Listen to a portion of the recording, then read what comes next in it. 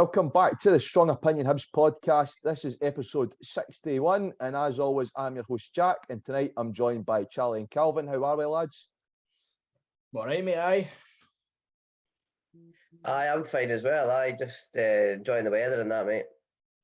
I'm the same. It's good to get the nice sunny weather back. It was nice for both my trips out to Glasgow. Obviously, on Saturday we were at Parkhead to watch Hibs women play Celtic. Nice sunny weather there. And yesterday I was on media duties at Edinburgh City at Peters Hill Park. They were playing Ross Vale. So it was good. I've seen ex-High B Lauren Davidson down there. So there's more promotion of the women's game. And also Ireland International. I'm getting myself about Ireland International Claire Shine as well. Spoke to her. So that was really nice. Just please don't score any more goals against Hibs, Claire. That would be lovely. Thank you. So yeah, there's only really one place to start. And that was, of course, the big game for Hibs women at Celtic Park. Obviously, another big stadium for Hibs women checked off the list. Obviously, played at Easter Road and Tynecastle so far this season, and it was out to Glasgow to play at Celtic Park. So it's obviously a huge game, a big occasion for Celtic, because it's the first time they've played at Celtic Park, to my knowledge, and also a big occasion for us because it's the biggest stadium a lot of our girls would have played in. Obviously, 60,000 capacity, the biggest stadium in Scotland for football. So obviously, that is just a huge thing for the girls. And obviously, we've been in good form as well. And we'd won the last 3 games. So, yeah, going into the game, were we confident? I'll start off with you, Charlie. Were you confident in this game against Celtic? I think so. I thought we could have taken something from the game going into it because we'd, played on grass midweek, albeit on a smaller pitch. But yeah, I think I was a wee bit confident going into it. At least at minimum a draw. I didn't think we had it in us to win, but I thought we could have taken at least a point. Yeah, and Calvin, were you confident in this one? Yeah, same as Charlie. I think confident but wary at the same time, because I think we know we've run Celtic close a few times this year. Like the 1-1 early on in the year. Was it 2-1? Did we get beaten that first game? Did they score? Yeah, they got beaten in Airdrie. Yeah, got beaten in Airdrie. It was like goal.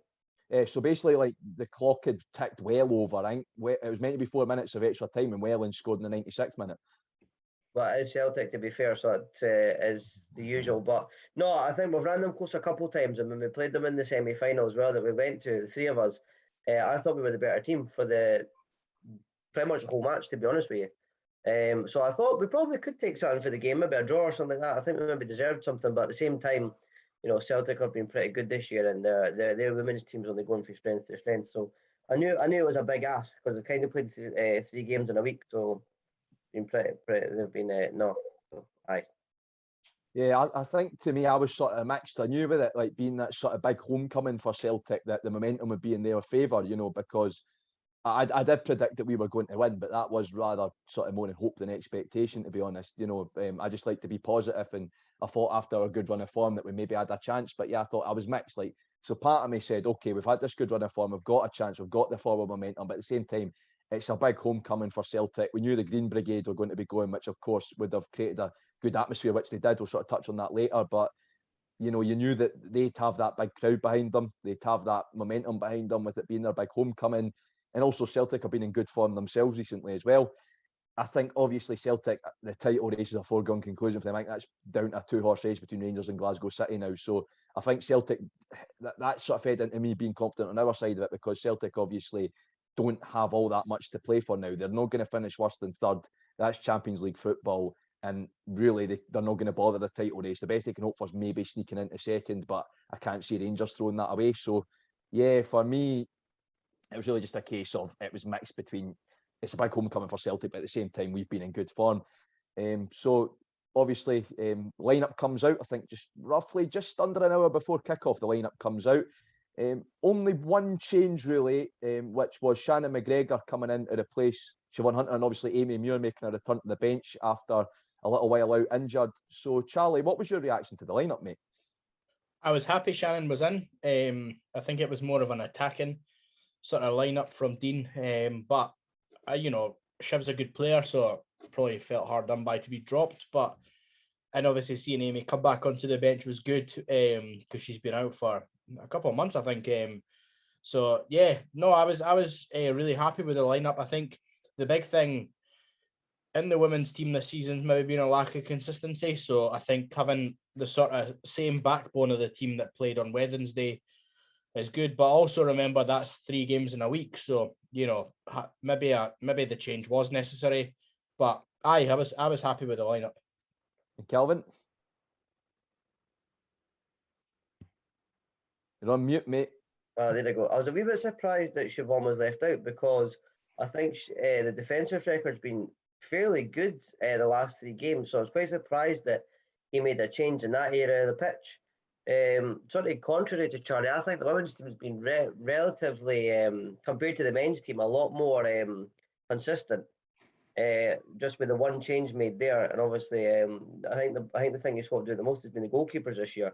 But no, I thought it was a strong lineup, probably one of the strongest lineups we could have went with, and I didn't really have many complaints. I think the 2 up front works well, so I didn't have many complaints. I thought leaving Siobhan out was strange because we left her out the last game. Can't remember the last time we left her out, but we lost that one as well. I seem to think it might have been.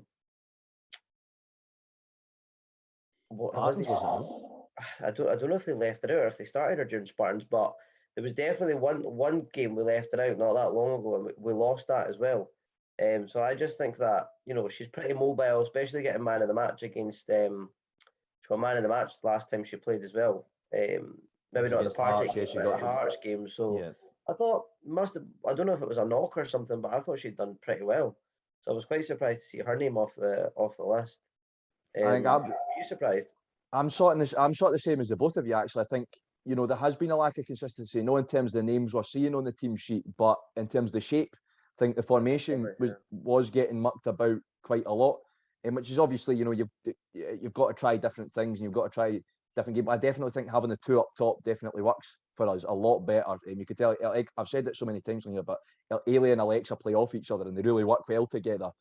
I was shocked that Siobhan was left out, but I was actually happy to see Shannon McGregor because she would have given us that more attacking option. And I thought, well, sitting at that, obviously it turned out to be very different, obviously, but sitting at that stage before it came out, I thought, well, that's good. We're going to need to be direct against Celtic and sort of take the game to them. So it's good to have that attacking option. And as we've discussed many times, Shannon McGregor is very much like the Scott Allen figure, where she's got that good footballing brain. She can spot the incisive passes and she can get the attacks going. So yeah, I was happy to see Shannon in.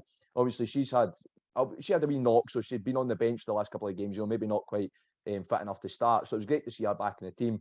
And yeah, it was great to see Amy back on the bench because Amy's an asset to us. She's a good player, and it's good to see her sort of make the gradual road back to hopefully starting soon. I think she's been quite unfortunate with that injury because she was having a good season before it.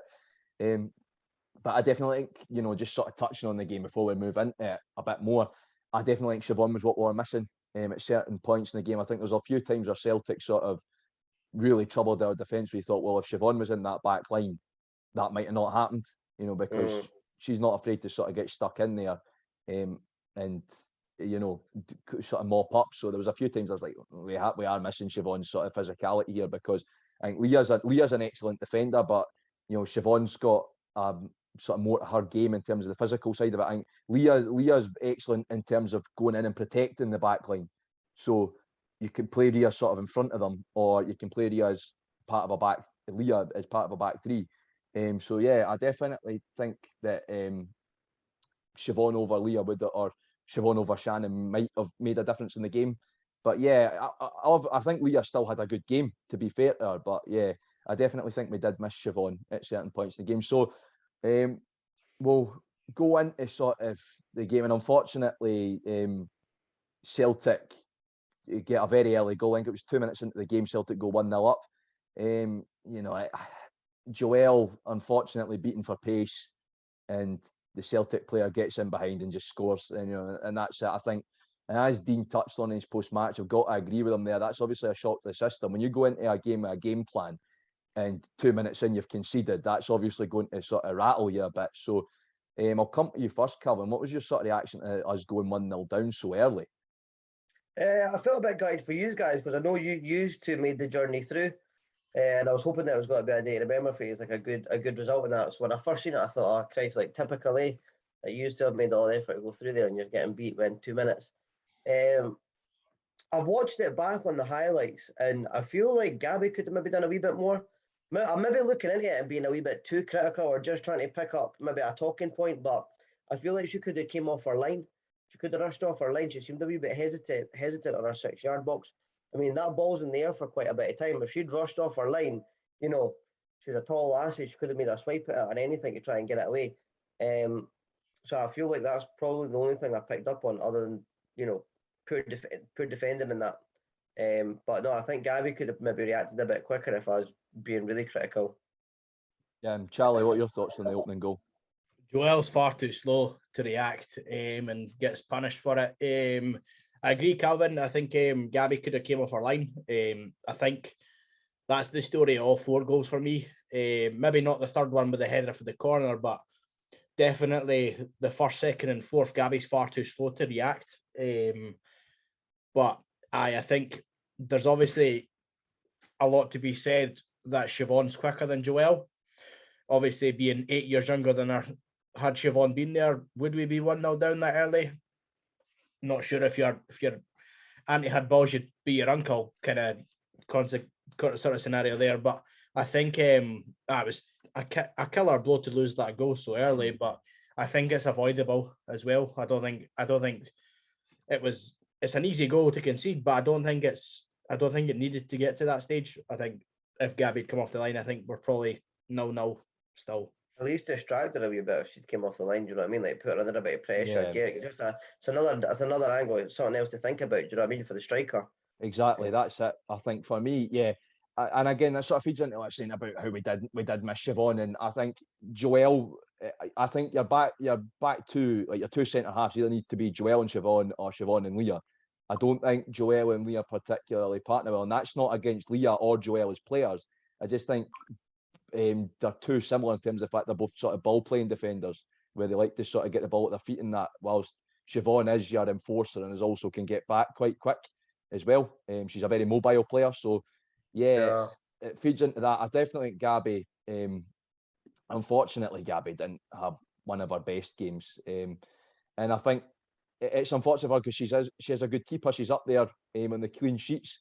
She's got more clean sheets than quite a few of the sort of top keepers in the league. So, and considering it's her first season with Hibs, and there's more established keepers in the league, that's not bad. But I think sometimes she does have a mistake in her, and that's, like I said, it's not against Gabby. It happens to goalkeepers. I mean, Christ, Matt Macy's twice as bad. But I think we could possibly see Emily maybe getting a run out again. And I think that's good that we've got that option that if Dean looks at it and goes, well, maybe Gabby needs a little bit of time out the team, and because she's made those mistakes, we can bring Emily in. And I think that helps because then Gabby can maybe work on her game on the training ground a bit. Because I noticed like the last time Gabby had a sort of little spell out for Emily, when Gabby came back, there was elements of her game you could tell she'd worked on. So I think it's good that Gabby and Emily, you can sort of switch the two about.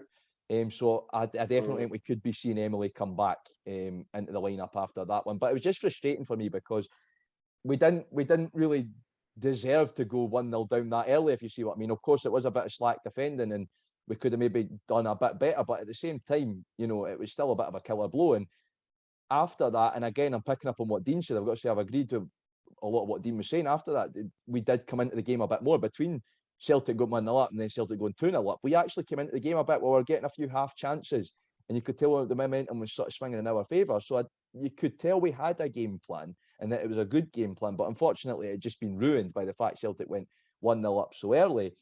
So we don't want to break down every Celtic goal because we'd be here all day and it would just get, you know, it just get a bit repetitive, because I think the header aside, the other two goals are just very, very similar to the first one. Yeah, I think the second one comes as just to add, like I think the second one comes as a point of the fact that probably Siobhan isn't there. I feel like because how much of an understanding they've had that the last couple of weeks, especially with the clean sheets and things like that. The one clean sheet against Thistle, obviously, they conceded against Hearts, but you know they've been playing really well, and I think just it was almost seemed like a lack of communication at the back, and they were sliced open really easy for the second one, but Notley loses the ball on the wing, which sort of leads to it as well. So I think it was maybe just the occasion in that as well, because it was always quite a big game, and I guess, like you said, none of them have really played in a stadium like that before, so I guess it was pretty intimidating in that, and like national TV, like whatever, and they played 3 games that week in space of 7 days. Do you know what I mean? So I don't think we can be too critical of them. I think it was a big ask in the first place to sort of go there and take anything, especially at Parkhead. I don't think there's many teams in the league that actually would. No, exactly. That's it, Kelvin. You know, and I think for me, we didn't play overly badly. You know, we were keeping the ball well. At some points in the game, we had more possession than Celtic. And I know possession doesn't really mean anything, but at the same time, we're moving the ball about well. We were getting chances. There was some great play at times where, you know, Mickey was picking the ball up. She was drifting out wide and she was getting balls into the box for Ailey and Alexa. And you could just tell that, I think, and obviously you can't say it was 4 we nearly scored. Obviously that doesn't help. But you could tell that it was nearly there. And obviously nearly there's not going to help, but there was signs there that we could have scored. And maybe if we got a bit more luck of the draw, or even, can I tell you, to be honest, if we'd played that game at the Excelsior, where Celtic usually play, if we played that game at the Excelsior through an air drain, and we played the way we did, I reckon we could have got back into that. And I'm going to say this now, and I think it's just because the Celtic were at their very, very top best because they were playing at Parkhead. You could tell that. You could tell the Celtic players are bang up, a bit like us at Easter Road. You know, I think we played at our very, very best against Hearts because we knew it was the occasion. Celtic were the same. You know, they knew that at Parkhead they've got a big home crowd behind them. They were going to play up for the occasion, and I think it would have taken something pretty special to beat them, to be honest, when they were that riled up for it, if you see what I mean. Because it was quite a hostile atmosphere as well. You had the Green Brigade there, and obviously we know they're some of the loudest fans in Scotland. And trust me, I've got a bloody headache still for listening to them. So you can tell. I mean, Christ, see, once you hear Celtic Symphony for about the 5th time, it begins to just sort of give you headaches. And it wasn't a pleasant sight seeing them take their tops off either. I can tell you that. But maybe that's why we lost. Anyway, I think the thing is, yeah. It wasn't a bad performance. It's one we can't focus. Obviously, the girls are disappointed. If you listen to Leah's post-match interview, and I've got to say, like, anytime Leah gets interviewed, she's just brilliant every time. You know, she's honest. She doesn't make any bones about it. She calls a spade a spade. And I think Leah said, "You were disappointed in ourselves." And I understand how she feels. The players will be disappointed that they went 4-0 down, because all the games against Celtic previously this season have been really close affairs. You look at the 1-1 draw, you look at the League Cup semi, you look at the first league game. They've all been really close games.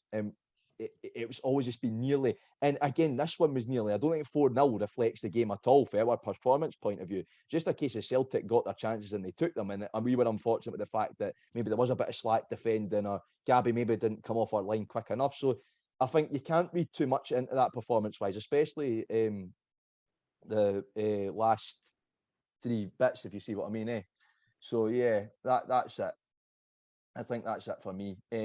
So moving on to the other big talking point, which is another good day for women's football in Scotland. Like I was saying, great atmosphere, to be fair to the Celtic fans. It was great to see the Green Brigade go up. Like I said, even if they did give me a headache, it was great to see the Green Brigade representing the women's team there. And it was great, even though we'd lost, it was great to see like the Celtic players going and celebrating with the Green Brigade and that. You know, I wish we'd get more of that at Hibs, to be honest. Like anytime the girls play Easter Road, I wish we'd get more of an atmosphere like that, and all the Celtic fans, and it wasn't just the Green Brigade, all the Celtic fans are like singing along with all the songs and that, so that was great to see. And also they had a wee bit at half time where Celtic Academy players are getting to take shots, you know, they've got 20 seconds to score a goal and everything like that. And yeah, so overall Celtic put on a good show for the fans as well, and I've got to say the Celtic staff were all great, which for us, because obviously we didn't get our own section, so the Celtic staff were great, and I think all the Celtic fans, it just made for a good atmosphere.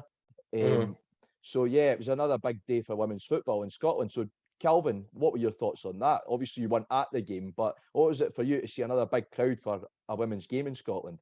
I think it's good. I think the women's game has only grown from strength to strength, and I think we've jumped on it at quite a good time. Like this year, we've followed it really closely and reported on it every week. And I think it's good because I think sort of next year and the year after, it's only going to get bigger and bigger. So I'm quite glad to sort of jump on the trend right at the start. Not right at the start, because I feel like, you know, obviously it's been strong for quite a while, but I feel like it's going from strength to strength. And I just feel like with the way the world's going and that as well, like it's becoming a lot more common.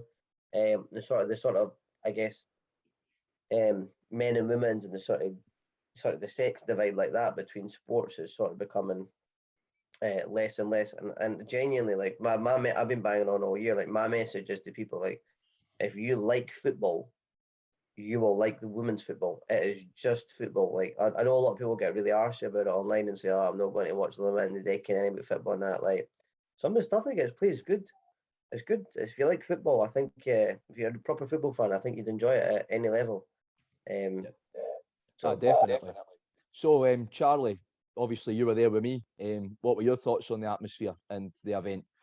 It was good, mate. It was nice that there wasn't any there wasn't any drama either. Like after the game, obviously you had your hip stop on, but that didn't mean anything. Usually, if you're walking past a rival fan, they'll say something if you've got Hibs colours on or any colour in general. So yeah, it was nice to see that, and it was good to see the fans come out in their numbers for it. I think Celtic reported there was a few thousand there, so obviously it's not been properly announced how many was actually there, but no, it was good. It was nice to see the Green Brigade there as well, like albeit like you had a thumping headache after the game sitting that close to them, but no, it was good, man. You want to see more of that, eh? Like football should be one sport. It shouldn't be separate. So I thought it was good. Yeah, I just want to say very quickly before we start move on to the finishing points for this, that for me, irrespective of the result, I was so proud to see the girls play at such a big stadium because I followed them for a long time. And, it was really nice to see them play at Easter Road, obviously. It was really nice to see them play at Tynecastle. But for the biggest football stadium in the country, to see the players that I've been following for a long time out there on that pitch, it was amazing. And, full of pride for them, And that was it. And I did say it to a few of the girls that, irrespective of the result, we as the fans that did come, the few IBs that did come, were proud of you because you went out there and you were just representing our club and representing our badge, and that's all we can ask for. So I was really, really proud of the girls, and it was just great for women's football in general as well. So another fantastic day, and hopefully there's more of them to come. Aberdeen have played at Pittodrie, Rangers have got a game at Ibrox in the pipeline. So hopefully we see more of it. Hopefully Hearts play at Tynecastle more. So yeah, Dundee United are coming up, so hopefully we'll get a game at Tannadice next season. So yeah, definitely, it's great to see. So I'm just going to ask you both, who were 3 Hibs players that stood out to you in the game? I'll start off with Charlie. 3 Hibs players that had standout performances for you. Shannon McGregor, she was brilliant. I thought Kirsty Morrison and Rosie Livingston, when they come off the bench, they were top class as well. I think Rosie, when she got the ball, was looking to drive at Celtic. She's very, very fast and has no fear as well at such a young age, to be playing sort of elite level women's football at such a young age. Like I would be a bit nervous running up against people that might be twice my age, but no, she took it in her stride. So, and Kirsty Morrison was the same. She was looking to shift the ball when she got it and was looking to thread the ball through. And the three of them were really good. Yeah, Calvin, 3 players that stood out to you. Obviously, I never watched the game, so I wouldn't really be able to say. Oh yeah. Oh well, that's it. Off. You're not getting allowed back. No, so I'll go with my 3. I'm going to say first of all, yeah, Shannon McGregor. Shannon McGregor was fantastic. It's all about that footballing brain. You can tell she's an amazing player, Shannon McGregor, and we're lucky that she's come back from that injury. And she's just like a duck to watch, like she's never been away. Shannon McGregor. So yeah, Shannon McGregor for me. Second one, Shannon Leishman. Shannon Leishman had a good game. I think Shannon Leishman put in a really solid shift and wasn't afraid to get stuck into the tackles. There was a few where a Celtic player was through and you're like, oh, here we go. And Shannon was just there to go. And away you go. So I think that was great. Yeah, Shannon did a great amount of running as well. And then I think, but since you've said Rosie already, Rosie was excellent when she came on again at 15, playing in a 60,000 capacity stadium, taking on players that are like much older than you, quite a bit older than you. She's a natural duck to watch, like she'd done it all before when she came on, and the way she was looking to drive and that sort of hunger she had was brilliant. But since you've already said Rosie, I've got to say Jenna Penman when she came on as well. Jenna was unlucky not to score. I think when Jenna came on, she had a chance, and obviously you're 4-0 down at the time, but it would have been good for her to get a goal at such a big stadium again at just 19, another young player. So I've got to say when Jenna came on, Jenna actually made a decent impact when she came on. It was great to see Jenna playing well because she is a good player, and I've been really excited about seeing Jenna play ever since she signed, because I've seen the glimpses of that when she was at Aberdeen. So it's great to see Jenna coming on and doing well. So yeah, those are my three: Shannon McGregor, Shannon Leishman, and Jenna Penman. So very, very quickly, before we move on to the Dundee United game, we'll do our podcast player of the match. This is our new segment where we do a podcast player of the match. So Charlie, who's your podcast player of the match from Saturday? Shannon McGregor. Calvin? Charlie Banks and Jack Gillies for travelling through. I'll take it. My podcast player of the match, I've got to say, for me, it was between McGregor and Leishman. I've got to go with Leishman because she did put in an amazing shift, and she was solid at the back for us. And she did a lot of good defensive work. I think if it wasn't for Shannon, we might have been talking about maybe some more. There was a few times that we looked like Celtic had sort of broke us open again, but Shannon was there just to sweep it up, and a bit of last-ditch defending, or quite a lot of last-ditch defending from Shannon. So she wasn't afraid to put her body on the line, which is excellent. Again, another academy graduate, which shows you how well the girls' academies went for us. So yeah, overall a disappointing result, but I think, we can't dwell on it for too long. We just got to move on. I think we're sort of cemented our best of the rest status now, and that's it. So I think we're not going to do any worse than fourth this season. We've got a few easier games in the form of Aberdeen and Hamilton coming up, and obviously we've got Partick in the Cup, so full attention on the Cup as well. I think we're capable of doing well in the Cup this season. So yeah, just got to keep the heads up and move on. And it was great to support the girls at Parkhead. So we'll move on to another big game. Obviously, Hibs men are back from the international break. They're in action at Easter Road. And, well, a big one against Dundee United. Obviously, a must-win as we look to try and cement not just Europe, but top six, try to get ourselves back in the race for Europe in top six. So, lads, what are your thoughts heading into the game? I'll come to Charlie first. Dreading it, to be honest, mate. Dreading it. I think it's going to be a very, very boring game. Not looking forward to it in the slightest. Yeah, and Calvin? Probably quite similar to Charlie. Probably quite nervous. I feel like if they lose it, then they've got two very, very difficult games after it. So I don't think there'll be an immediate bounce back sort of reaction. I feel like maybe the breaks came at the right time for us. I just think we need a wee bit of time to sort of recharge and refuel and just try for this final couple of games just to really push to see what we can do.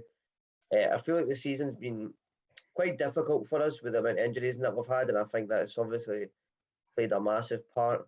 But I don't think Dundee United are world beaters. I think they're certainly beatable. We've scudded them once this year. We've been scudded ourselves off them.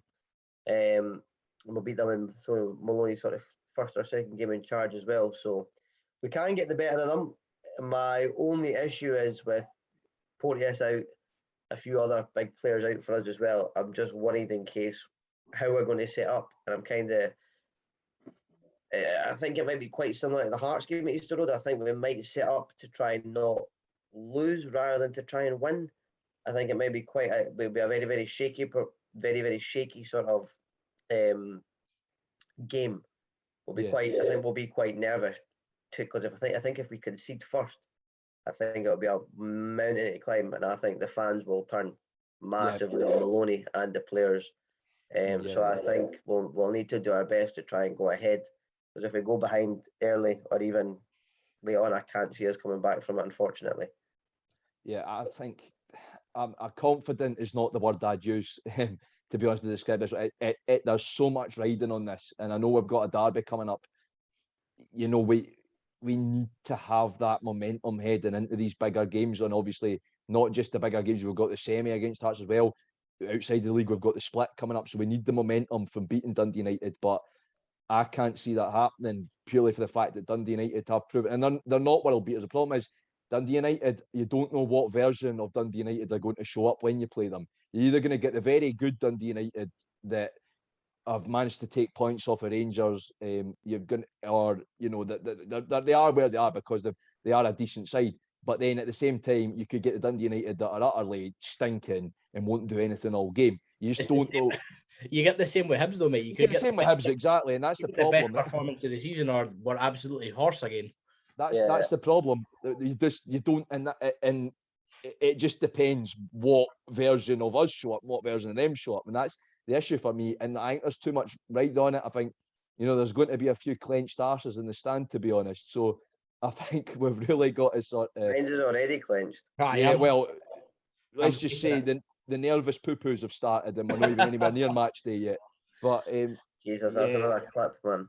that is another thing clip. I would say is if you have a look at the league table here, our seasons are pretty much mirror each other, almost Exactly. exact. 31 games played. They've won 10 games. We've won 9. We've drawn 9. They've drawn 9 games. We've drawn 10. We've both lost 12 games. So there's literally two teams that are pretty much draw merchants, and it seems like it is going to be a very, very boring and flat game of football. I don't think it'll be end to end. I think it'll be which teams try not to lose, because, like you say, as much as it is riding on us, I mean, a draw would probably do them to see them over there. I think I'll see them over the A line. draw would probably suit them all right. Yeah, exactly. I think they'll come. I think they'll set 11 men behind the ball and try and hit us in the break. And I think it'll be a incredibly frustrating, afternoon. Well, I think, Calvin, I think us football purists call it a tactical encounter. So I think, yeah, that's the polite way of putting it. I definitely think it's going to be one of those typical Scottish games. It's going to be typical cinch for me, to be honest. There's probably going to be a lot of hoofball, not much goalmouth action, to be honest. Probably utterly horse doo-doo in the final third from both sides. Because I think Dundee United have struggled with the goals, to be honest, this season as well at points. So, yeah. So, obviously, the last time we played United at home was a 3-0 loss, which was obviously when the proper backsliding began under Jack Ross. That was the beginning and the end for Jack Ross. I always sort of view that game, and it was also the beginning and the end of Nathan Wood's career as well. Also, I maybe shouldn't have went there, but also, I'm sure he's listening. Obviously, yeah, well, we were his favourite podcast, maybe, I don't know. Anyway, wasn't Nathan Wood even a Hibs player? Anyway, I've sort of lost where I was going. And then Sean Maloney's second game in charge is obviously, we went up to Tannadice and beat them 3-1. We obviously beat them in the League Cup. I think it was the quarter-final as well. And I think that was 3-1 as well. So we've obviously beat them at Tannadice twice this season, but we've not beaten them at Easter Road, which again feeds back into the fact that we tend to be a bit better away than we are at home. So do you think that we can beat them this time? And obviously, Sean Maloney's got a confident performance out the boys up at Tannadice, so maybe he knows what works against United. Then again, we didn't have our injury list, quite as bad an injury list back then. So do you think we've got enough in the tank to beat United this time round? Obviously, Sean Maloney having that good record against United, played 1 and won 1. So I'll come to you first, Calvin. I'm not sure. I think the two teams are very, very similar in terms of ability, in terms of sort of where we are in the league. I think we've got, for me, it's going to depend on who's playing in the middle of the park. It's going to really depend who's playing in the middle of the park. If you've got Josh Campbell and Jake Doyle-Hayes, I think we're just in for more of the same. I seriously think we're in for more of the same. We need to try and get Jasper on the ball. We need to get Jasper on the ball, and we need to try and get him linking up with Melkerson. I'd try and play it the exact same way as we did against Motherwell. I'd just go all out attack. I really would. I wouldn't sit back, and I wouldn't try and defend anything, and I wouldn't try and play it safe. I'd go out and I'd go for it. Because I think when we do play like that, I think people find it really hard to play against us. I'll just go again. I think it'll be quite difficult against Dundee United. I think it'll depend, and whether or not we can get Jasper and that on the ball, and also what we do in the final third. I think we need to be a lot more direct. Like when we played Motherwell in the first half, we were very direct. I felt this time that we went through the middle quite a lot. This time I think we go down the sides quite a lot, but there's no end product. Like we've been doing it all year. Like the ball goes out to Cad and he scored a fluky goal one week, and other than that, we haven't been that productive down either side. So I think we need to sort of just look for Melkerson as much as we can. I'd maybe play two up front and maybe try and look for Doidge alongside him or something to knock something down, like a big man and a big physical guy. Because Dundee United are a physical team, and that boy they've got at the back is really physical as well. I can't mind his name. He's a bit of a cycle, but I just feel like we need to be very direct, and we need to make a point of getting ahead early. Don't know what you guys think. Yeah, definitely. I think before I sort of give my thoughts, I'll come to Charlie. Charlie, what are your thoughts? I think we need to play Harry Clark if he's fit. I think that's another option we've got on the attack that he would done that for Ross County, and I think if he's fit, I think he's just back training today. I think if he's fit enough, start him. I think we need to just go for it. I think you're right, Calvin. It depends who's in the middle of the park. If Joe Newell's in the middle of the park, I think we'll win the midfield battle because I think he was good against Motherwell. Obviously, Aberdeen, you can sort of take that out of the equation because it was sort of a fluke game, wasn't it? But I think I think if we start with attack-minded players, I think we might have it in us to win. But I'm not convinced. Yeah, I think for me, I think that's an excellent point about the midfield. You know, how we set up midfield, I think, is going to dictate how the game goes for us. Newell's definitely, for me, a more creative player than the likes of Campbell. I think Newell and JDH is the midfield combo for me. That genuinely is it for me because I think that works.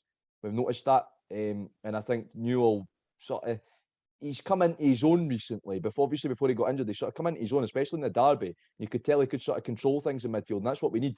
I think Josh, bless him, unfortunately just loses the ball too much, and he's got better the past couple of games, but at the same time, had a lot of chances to improve this season, though. He's had a hell of a lot of chances to show. Yeah, exactly. That's what I was just about to say. I don't think he can get. I don't think Campbell's the type of player that can really grab a game by the scruff of the neck and try and dictate it. I just don't think he's that type of player, and that's the type of player we need in the midfield. Can't have any passengers.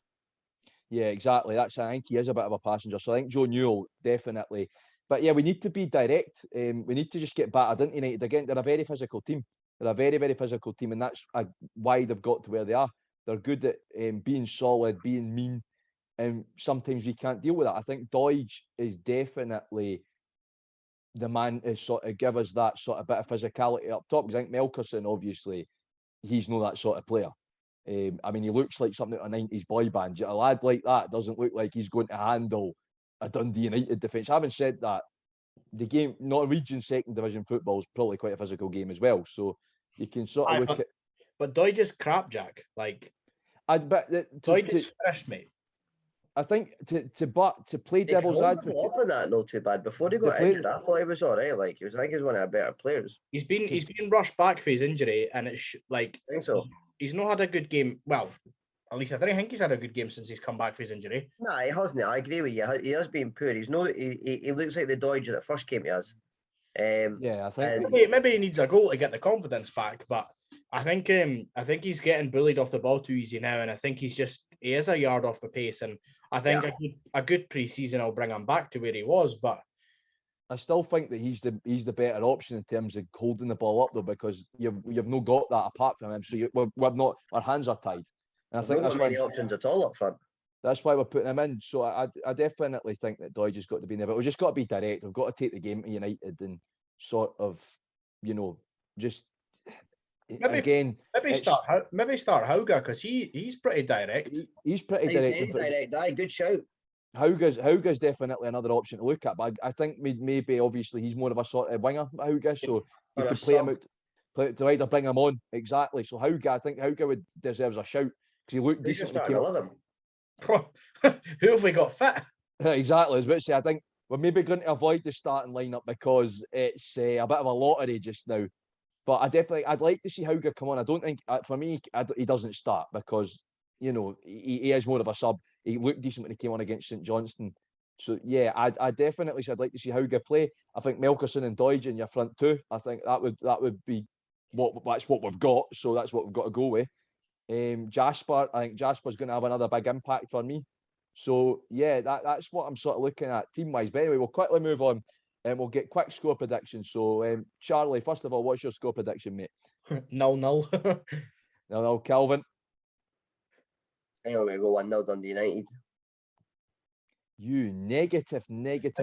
I don't know. I mean, do you know what the problem is? I always back Hibs and I always say 1-0 Hibs, 2-0 Hibs. So reverse psychology, is it? I've been doing it all year and it's never worked. It was honestly never worked. So I don't want to say 0-0 like Charlie, but it's most likely to be 0-0. I'm going to say... I just don't see where the goals are coming from, unfortunately. I mean, if Melkerson... Well, I really do care. It's a really hard one to call. But knowing our luck and all of that, we'll lose to Dundee United, then we'll go beat Hearts twice because that's what we do. Yeah, no, I wouldn't surprise me. I'm going to... I'd take it. I'd take it. take it every day. I'm going to say 1-1. I'm going to say 1-1. Because You negative, Nelly. I can see us scoring, but I think it'll be a 1-0 up. We go 1-0 up job, and then probably lose a silly equaliser. That sounds about right. Aye. Yeah, because a bit like what happened with St Mirren. I think it's going to have a similar sort of track to this. The first St Mirren game at home, the 2-2. I think it's going to have a similar sort of structure to that game. We'll go 1-0 up. We'll look good, and then here comes an equaliser. Oh dear, everybody's raging. Beat the Traffic Hibs supporters club will be out in force. And, I think they went 1-0 up that game, did they know? They went 1-0 up, then we went 1-1. I'm talking about going a goal up. Then if you'd listen properly, anyway, we'll move on now. Get your point across right. We'll move on now, and we're going to go on to Charlie's quiz. So Charlie's turn for the quiz this week. He's the quiz master and looking to get some revenge on Calvin, no doubt. After last week's impossible quiz. Charlie, it was you that bottled it. Charlie done well last week. We'll see how we do. So, as usual, 3 questions on the men, 3 questions on the women. So first, just let Jack get the Hibs women's Wikipedia page up. Nah, Jack will get them. That's why I think of that. I'm not even going to use words to dignify that. So, first question on the men's side. Calvin, come to you first. Who was the Hibs manager when we won promotion from the first division in 1998-99? McLeish. Jack? McLeish. Yeah, 1-1. Good answer, Alex McLeish. Number 2, Jack, start with you. Who's my favourite Hibs player ever? Your favourite Hibs player ever? Yeah. I know that. Isn't it a certain Mr. John McGinn? Calvin? John McGinn. 2-2. Oh, started well here, boys. Number 3. Easter Road hosted an international friendly before the 2006 World Cup. Who played in it? Calvin, come to you first. I think it was Ghana versus somebody actually off the top of my head. Because I'm pretty sure my brother and his mate went to it. I'm going to push you for the other team. I can't. Oh, Christ, it was 2 weird teams. Like it was Ghana and someone else. I think it was Ghana. Ghana and let me think. Wouldn't it be Cameroon or anything like that?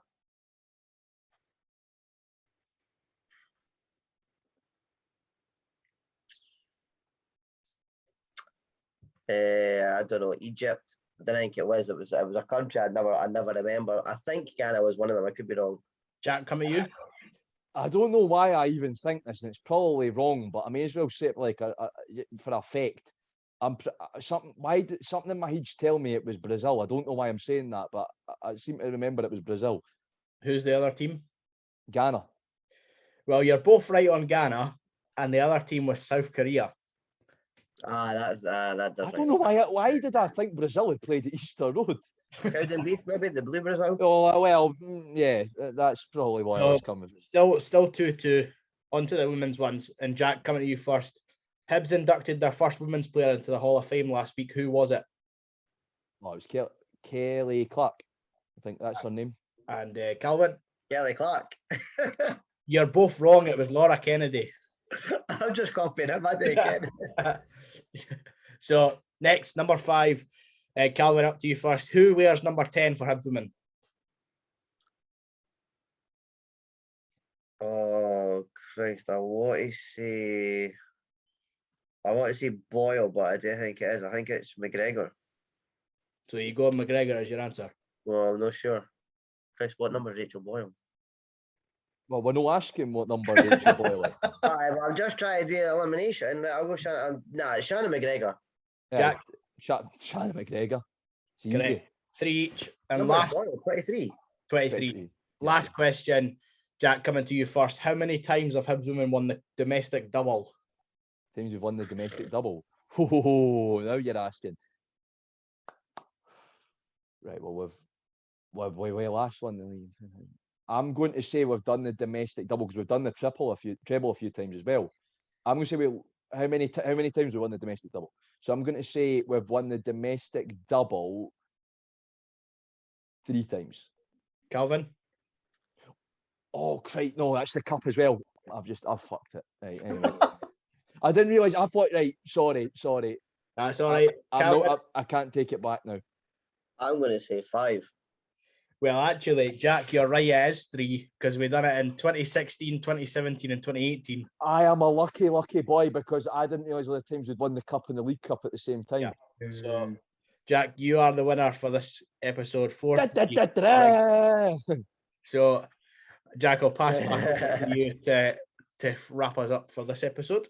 I've got to say, after Calvin getting at the big talk about me bottling it last week, I'd just like to, in the words of Jack Jarvis Esquire, up ye, up ye, up ye. Listen, you can listen back to the podcast for last week. You bottled it all right. I done you there, Jack boy, last week. So anyway, I'm going to say goodbye now. We'll be back on Thursday. We've got a special guests joining us on Thursday. So keep your eyes peeled for that. That'll be a good one. Trust me, there's going to be plenty of laughs in that one, I'm sure. And until next time, folks, glory to the Hibs.